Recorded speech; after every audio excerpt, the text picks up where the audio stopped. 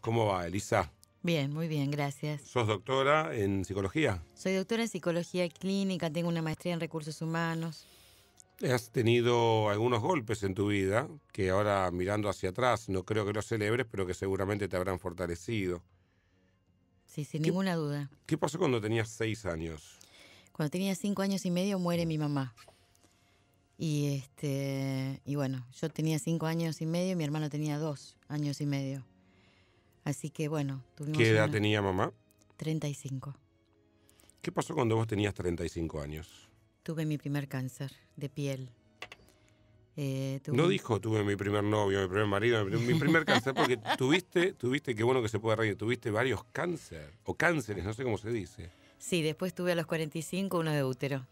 Ese fue más serio y más terminal. Bueno, yo digo más serio, en realidad la palabra cáncer es una palabra seria. Claro. Lo que digo es como que yo me lo tomé más en serio. El primero, no sé si no hice un trabajo profundo de sanación, si mi ego o mi necesidad de reconocimiento era un momento de mucho auge profesional. Entonces recibía mucho elogio, mucha gente y mucha cosa que me creí. Y entonces uno en esa nube en la que se monta pierde de vista algunos datos de la realidad. Uno no, yo me monté en ese mundo. ¿Te la creíste? Me la creí y bueno, y claramente el cuerpo, la vida, mi espíritu y mi experiencia hicieron que se volviera a repetir complicado y aumentado, ¿no? ¿Y hoy qué edad tenés, si te puedo preguntar? Hoy, por ahora, tengo 54. O sea que pasaste esos 5 años críticos que el paciente de cáncer, aún entre comillas curado, espera para que cada estudio que le hagan dé positivo y cuando se cumpla el lustro brindar y decir, por lo menos para los términos de la medicina tradicional, estoy curado. Sí, en parte sí. Igual una persona que tiene predisposición al cáncer, como tengo yo, necesito tener controles todos los años. De por vida. De por vida. ¿Quiénes tienen predisposición psicológica al cáncer? Mi experiencia del cáncer es que las personas que tenemos o que tuvimos grandes carencias, que no pudimos poner amor en esas carencias y que queda como un resentimiento con la vida, como un dolor con la vida, de por qué a mí, por qué de esta manera. Las personas que creemos que trabajamos un montón, yo desarrollé muchas herramientas, estudié muchísimo y muchos mecanismos, pero hay una cosa que es de fondo, que es el nivel emocional, que uno cree que con distintas técnicas, herramientas y razones e ideas se cura. Y en realidad yo aprendí que la curación pasa por la aceptación, por la valorización, que a mí me llevó claramente muchísimo tiempo. Me lleva, porque es un trabajo que... Sí, de todos los días. Exacto, que no termina, pero donde tengo más paz interior, donde siento que en algún punto pude perdonarle a mi mamá que no estuvo, pude perdonar la desafectividad de mi papá, o la ignorancia emocional o la anestesia emocional, porque económicamente nos brindaba todo, sino que uno no puede dar lo que no aprendió. Y bueno, todo eso fue un trabajo que me llevó mucho tiempo. Siento hoy paz en relación a este tema. Me alegra muchísimo que estés acá. Vamos a compartir los próximos minutos con vos. Hacemos una breve interrupción y después vamos a hablar de la autosanación y de un concepto muy interesante. No se puede dar lo que uno no tiene, decías vos, o lo que uno no ha aprendido. ¿Sentís que te autosanaste, digamos, más allá del aporte de la medicina? ¿Hubo aporte de la medicina? ¿No hubo? ¿Vos complementaste lo que hacía el oncólogo con tu labor espiritual? ¿Cómo fue que saliste de tu segundo cáncer? En el segundo cáncer, bueno... primero todos los médicos me querían vaciar porque era un cáncer de útero. Entonces yo estaba dispuesta a buscar un médico que quisiera pelear el órgano conmigo, que no quisiera mutilarme de esa manera sin darme la oportunidad de mientras tanto hacer un trabajo. O sea, que, bueno, encontré ese cirujano, no creo que hay magia, creo que es una búsqueda, ¿no? Lo podemos nombrar al cirujano. Sí, Carlos Baistrochi. No solo que me dijo voy a pelear el órgano hasta el final y que la operación duró 6 horas y media, o sea, sino que aparte yo le dije, yo hago lo que vos me decís siempre y cuando te pongas de acuerdo con mi médico antroposófico. O sea que mucha historia para él, ¿no? Y él me dijo, bueno, dame el teléfono y yo lo llamo. O sea, mirá la apertura. ¿Qué es un médico antropofósico? Un médico antroposófico es un médico que trabaja con una medicina... Antroposófico. Es la medicina que creó Rudolf Steiner, y es un médico que trabaja con el sentido de por qué y para qué aparecen las enfermedades que aparecen. es una medicina de cuerpo, mente y espíritu. Cada septenio que vos vas atravesando, vas aprendiendo alguna crisis espiritual y se supone que en tu trabajo de evolución hay un trabajo que te toca hacer. Cuando no está hecho, de alguna forma aparece localizada después la enfermedad que trae como mensaje una señal de aprendizaje o un sentido de aprendizaje mayor. No sanamos de aquello que no tenemos conciencia de que tenemos que sanar, ¿no? La verdad es que es bueno lo que mencionás, que haya habido un encuentro entre la medicina y la espiritualidad, porque muchas veces los enfoques son muy divergentes y una cosa no debería excluir la otra. Vos entendiste para qué te pasaba esto y trascendiste el problema y ahí sanaste, de alguna manera. Sí.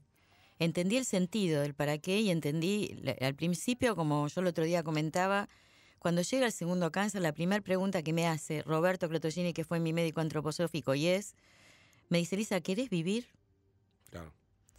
Entonces fue una pregunta que me llevó tiempo decidir. Sí, es muy interesante porque los que están escuchando, sí, ¿cómo no voy a querer vivir? Porque justamente esta mañana lo mencionábamos, suena muy antipático, pero hay veces que inconscientemente preferimos ser víctimas. Exacto. Que preferimos ponernos en ese rol y preferimos poder que se compadezcan de nosotros y dar cuenta de nuestros padecimientos y sabes qué enfermo que estoy, y nos vamos enfocando en esa enfermedad que terminamos agravando y profundizando, ¿no? Exacto. Aunque parezca mentira, sí, inconscientemente hay enfermos que disfrutan de esa situación por sobre el hecho de estar sanos. Y te llevó un tiempo decirle que sí, que querías vivir. Sí, me llevó un tiempo. Y después la segunda pregunta fue ¿para qué? Claro.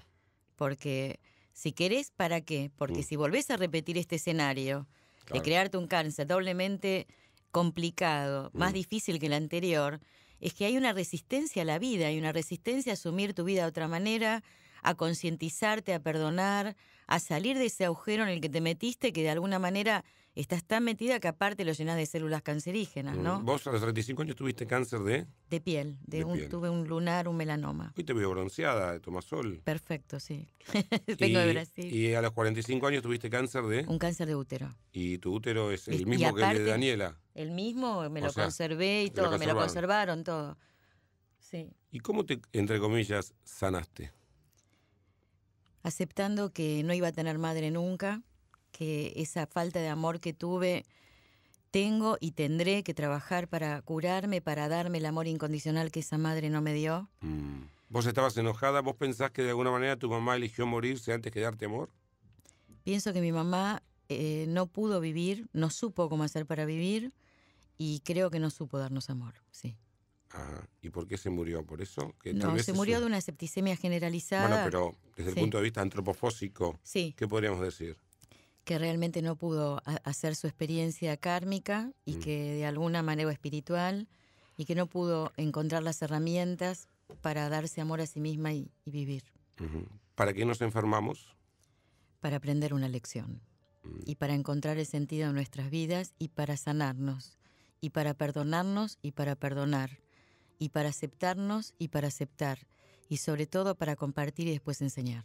Creo que las grandes carencias de afecto de los 0 a los 7 años y que uno no supo y no aprendió y no creó un modelo emocional y afectivo, termina desarrollando un gran ego, que es lo que me llevó a mí al primer cáncer, ¿no? Es ese ego, esto que te contaba, de creerme una cosa que no era, porque uno desarrolla el ego porque desarrolla la parte más externa, la parte inteligente, brillante, olvidándose de uno mismo, de la propia valorización y de la propia necesidad, y empieza a vivir para el afuera para no sentir el adentro. Y ahí es donde se da una situación que vendría a ser la siguiente: pequeña autoestima, gran ego, porque quien tiene como consecuencia de esos primeros 6, 7 años de vida una autoestima consolidada, ve que su ego no tiene grandes dimensiones. Exacto. A menor autoestima, hay en la sociedad argentina, en el gobierno, en la televisión, en importantes decisiones, personas con infancias que no pudieron superar y que a diario nos pasan factura como si nosotros fuéramos los responsables de eso. Ese desamor, ese resentimiento, esos complejos que sumaron en ese momento de la vida, no lo pudieron superar y lamentablemente lo han transformado en un ego dañino que, si hacen tareas de involucramiento general, nos perjudican a todos. Eso, y además, cuando tenés tanta necesidad de poder y someter a una sociedad por poder y por lo material, es que no se dan cuenta que en esta vida, cuando partan o cuando se vayan, queda todo acá. Entonces más vale construir un mundo mejor para llevarse lo opuesto, porque lo material y el ego que están construyendo y el poder que desarrollan, lo único que hace es someter.